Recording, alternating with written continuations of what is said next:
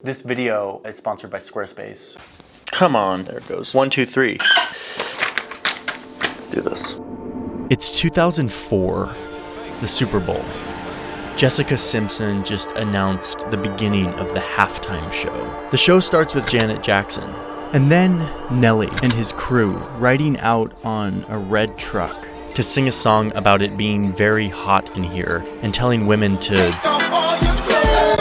Then Puff Daddy, or P. Diddy, or just Diddy, I guess, or Sean Combs, or whatever you want to call him. And then the finale of the halftime show, back to Janet Jackson. But this time, in the final moments of this whole big show, superstar Justin Timberlake comes onto stage. Him and Janet Jackson perform one of Timberlake's most popular songs, Rock Your Body. The final line of that song says, quote, "Bet I'll have you naked by the end of this song." It feels really weird to say that in quotes. Anyway, as that last line approaches, Justin Timberlake moves close to Janet Jackson to prepare for that final line. And then this happens. The end of this song. Okay, hold on. Instant replay. And yes, I'm blurring this because I have to. It's YouTube, and I just have to blur this moment. Justin Timberlake reaches over and pulls the breast cup of Janet Jackson's shirt, ripping it off to reveal her breast for just over a half a second to an audience of millions of people. This moment was a spark that lit a wildfire. Was it planned, Janet? Tell us exactly what happened. Last week's shameful halftime display. We love giving y'all something to talk about. Closer, they'd be good.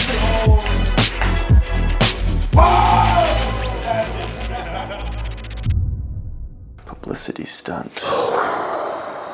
Okay, I was really young when this all happened, but I have been deep in it, reading like newspapers and stuff from that time, and I didn't realize that this half a second of exposed breasts became an inflection point in TV and internet history, in American history. Suddenly the whole world wanted to talk about it, to scrutinize it, to find out what happened and why, who's to blame. The founder of YouTube actually said in an interview that one of the reasons he started YouTube was because of this moment, because so many people wanted to rewatch a video of what went down and they couldn't find it, because back then there was no YouTube, there was no Facebook, there was no Twitter. So he literally invented YouTube to like solve the problem. People wanted to see this, to scrutinize it, to look at it. The internet searches for Janet Jackson went bonkers. There was such a massive influx of people searching the internet that Janet's web page, which back then was just like a fan page, crashed. Like if you go back to look at the archives of the internet, there's just like a black spot in the days after the Super Bowl because literally there was so much traffic that it just crashed the site. Janet Jackson was under this microscope. Everybody wanted to have an opinion. The whole thing spurred a debate about how families should be able to watch the Super Bowl without being exposed to lewd, sexually provocative content. No, not that stuff. That's fine. There was a boob, a real life boob, for a half a second on TV. That's what we're talking about. Stay focused. The White House issued a statement on the topic. Congress had a hearing about this. The FCC, which is the place that regulates broadcasters here in the US, launched an investigation into whether or not CBS, who broadcasts the Super Bowl, was in on it. Last week's shameful halftime display at the Super Bowl. You knew it was going to happen, right? You did know it was going to happen. No, I didn't. You didn't know it was going to happen. Janet Jackson's explanation for this whole thing is that it was a stunt, but it went wrong. It went too far. It was supposed to kind of happen like that, but what actually happened I wasn't supposed to come out of it the way that I did. Janet said that what was supposed to happen is that Justin Timberlake rips this off and there was supposed to be like a bra underneath. And it was supposed to be kind of provocative, but not like full breast. It was very embarrassing for me to have so many people see. But people didn't believe this. With the media discussion and the congressional hearing and the FCC investigation, people started to make their own opinions about what they believed actually happened and who was to blame. Tonight, Janet Jackson is apologizing for her flash dance, a last-minute stunt that went too far. The chairman of the FCC concluded, quote, "Clearly somebody had knowledge of it. Clearly it was something that was planned by someone," he said. And then he said, quote, "She probably got what she was looking for." referring specifically to Janet Jackson. So the FCC fines CBS for like $500,000, and this makes the CEO of CBS so angry that he becomes fixated on ruining Janet Jackson's life. He made sure that she was blacklisted from all of the major music video networks like MTV and VH1 and all CBS-owned radio stations. Now, radio stations, how quaint. Remember, this is 2004. There's no Spotify, there's no Apple Music. Radio stations were the place where your music got out. So was MTV. Remember TRL? Anyone remember TRL? At number one, closing out the week, here's Larger Than Life, the Backstreet Boys on TRL. Come on, TRL, Carson Daly. I'm getting old. It's fine. Thought Carson Daly was pretty cool. Janet Jackson was cut off from all of this, the lifeblood of her career, because she was thought to have duped the country into her perverse sexual stunt. But wait a minute, can we just rewatch the video really quick? Let's just like look at who did what to whom. What about this guy? The guy who actually did the thing. So here I am all these years later. I'm a big boy now, and I am a journalist. I think about how words are used to communicate and inform the public. The power of words, how we frame things. I started to dive into the reporting from this time, looking at hundreds of major newspapers and how they covered what happened at the Super Bowl, this thing that became known as Nipplegate. If you do this, if you really immerse yourself in the news of the time, how it was being discussed, and especially with a little bit of hindsight, you can really learn a lot about what really happened here. So first off, let me get this out of the way. I delved into all of the investigations, all of the evidence of whether or not this was planned from the FCC and the CBS and all the people who were involved. Was this an accident or was this a publicity stunt? Turns out if you examine all the evidence, it's actually impossible to ascertain a conclusive answer on whether or not it was planned by Janet Jackson or Justin Timberlake or others. You can make up your own opinion about this, but there are a few things that I can say for certain as I immerse myself in this stuff. Number one, how the incident was characterized. Now listen, I like data. Talking about how an incident was characterized is hard to put into data unless you aggregate a bunch of news articles and look at the language they use to talk about this event. If you look at 200 news articles from major newspapers that covered this event, in half of these articles, Justin Timberlake's involvement is mentioned in passing. It is not the focus of the article. And even 1/3 of them, 30%, don't even mention Justin Timberlake at all. He's completely absent from 1/3 of these 200 articles. Sorry, can we just rewind, watch the video again? Can we just watch it one more time? So this happened, and 33% of the articles didn't mention this guy. Wait, what? Why not? If you're a reporter and you say this happened, you should mention who did the thing. Number two is the importance of language. Language. The words you use, the syntax you use to construct your sentence matters. And I know this. I know this for a fact because I do this every day. I sit at a computer and I construct language to communicate ideas. So this is my sweet spot. And I have a lot to say. I'm looking at some of these articles from the 2004 incident. And the language that is used to describe what happened, which again is very important, especially in a pre-visual web video internet age, the language you use is very important. The New York Times, the reputable New York Times, described the incident as Janet Jackson's breast-bearing fiasco. Another article framed this as Janet Jackson, quote, flashed one breast in front of the largest television audience of the year in the Super Bowl halftime show. In normal English syntax, you have an agent, you have a verb, and you usually have an object, something that happens. So some person or something does verbs something else. In this case, Janet Jackson was the agent. She flashed her breast in front of the largest audience of the year. No mention of anyone else. Washington Post, 2004, quote, what Janet Jackson did was bizarre, deliberately flopping out of her costume like that. The syntax, the lack of any other agent, any other actionable person in this scene, that frames this event in very clear terms for a reader to decide who's to blame here. A lot of this reporting turns Justin Timberlake, the guy who actually pulled the breast cup off of Janet Jackson's clothing, into the victim. The Boston Globe says that, quote, Justin Timberlake reached over to that infamous right breast belonging to Janet Jackson. reached over to that infamous right breast. Like the breast was inherently infamous. It was just waiting for innocent Justin Timberlake to like stumble into the trap. How can a breast be infamous? Can somebody like just describe that? Like, comment below. How can a breast be infamous? These reports frame Janet Jackson as the provoker and Justin Timberlake as the innocent bystander being lured into the trap.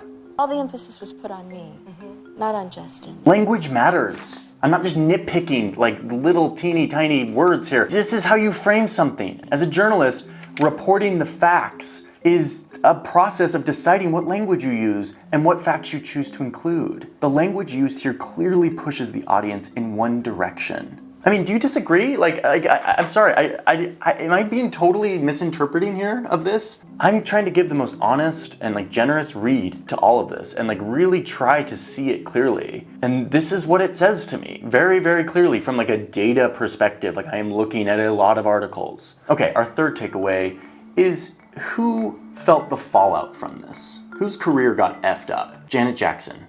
Not Justin Timberlake. There was a dog pile onto Janet Jackson, blacklisting her from the radio, from MTV, from VH1. Meanwhile, Justin Timberlake skirted by basically unscathed. In all of the interviews, Janet is so apologetic and ashamed and embarrassed, while Justin is sort of just like, Hey man, we love giving y'all something to talk about. His career wasn't really touched by this, even though he's the guy who did this. Janet, on the other hand, became the most viral thing in internet history.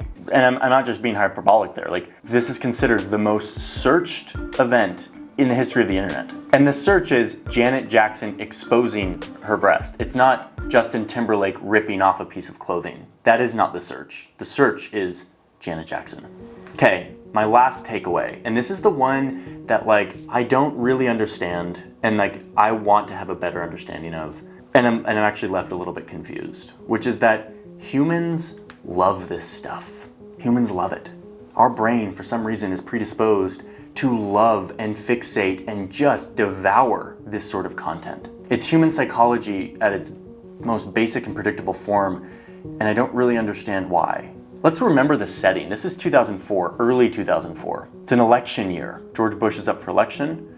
A few months earlier, George Bush and his administration had led us into a war in Iraq, which, as I've covered in previous videos, was largely a war of choice. And now our taxpayer money is being used to wage a war halfway around the world looking for fake WMDs. And yet this half a second of an exposed breast was the epicenter of our attention. This is what mattered. This is what warranted discussion and congressional hearings and tons of conversation. This woman and her body and her behavior.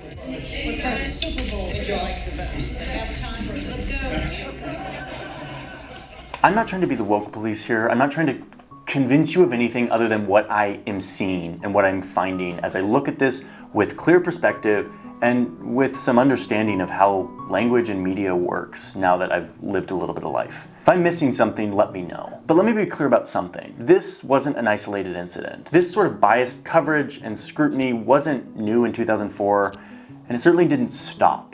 I remember when I first started working at Vox, we would have these meetings and discussions about the YouTube comments. And I was publishing stuff on YouTube, I was showing my face more, and we were growing, and it was exciting. And I loved to read the comments and be like, wow, look at all this excitement around the work we're doing. I was sort of naive and confused at first, because I would put a video up and get all these cool comments. Wow, this guy's traveling the world, it's super cool. And then I would read the comments anytime we would put up a video where a woman, a female, was the host. The comments were always so much more active, and not with discussion about the video, but about the host herself, her voice, her hair, her clothing. I'm married to somebody who makes videos for the internet. I see every comment that comes in. I see what you say to her versus what you say to me.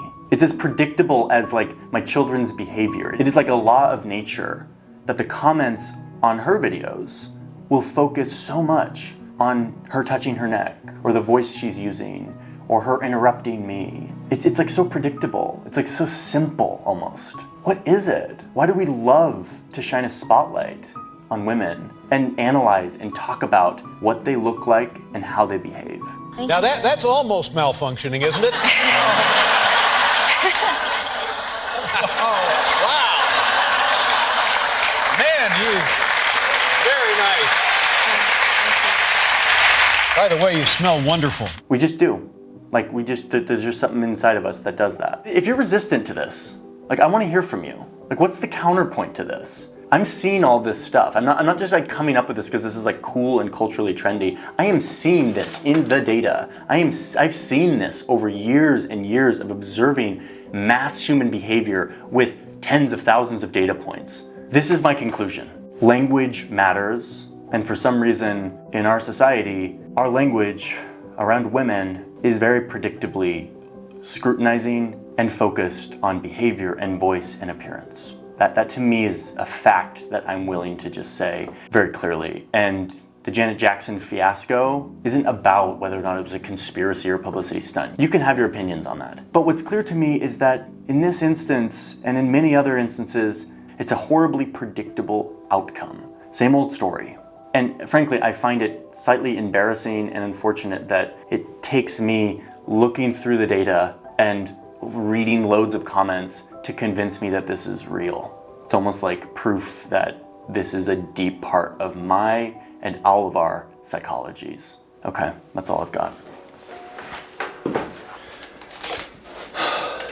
Thank you, Squarespace, for sponsoring this video. Squarespace is an all-in-one platform where you can go and build an online presence for whatever you want, whether it is a portfolio, or it is a shop, or it is just a personal place to have your corner of the internet. You don't need to know code, you just need to have something to say and a desire to put it on the internet. So they have templates, they have email marketing, they have SEO, they have integration with social platforms. They sort of just have it all in this one place. It's very easy to use. Because they sponsored this video, you can get 10% off your first purchase, whether it's a domain name, you want a custom domain, or it's hosting space so that you can host a website. You can get 10% off if you go to squarespace.com/Johnny Harris. The link is in the description. If you click that link, it helps support this channel, but it also gets you that discount. Okay, that's all I've got. Have a good day, everybody.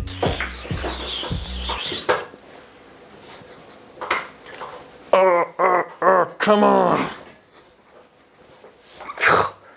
Heavens. Okay, I have all these papers.